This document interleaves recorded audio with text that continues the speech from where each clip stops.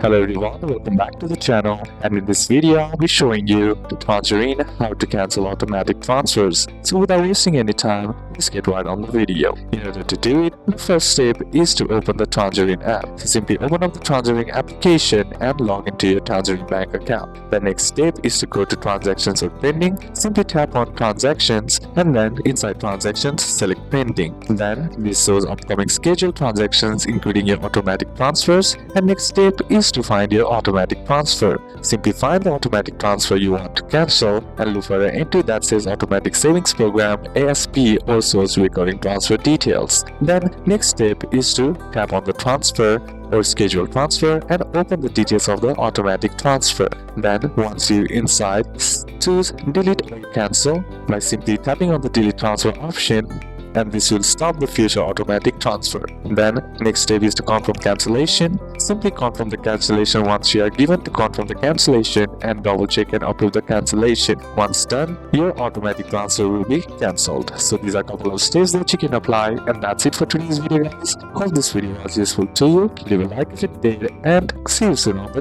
next one.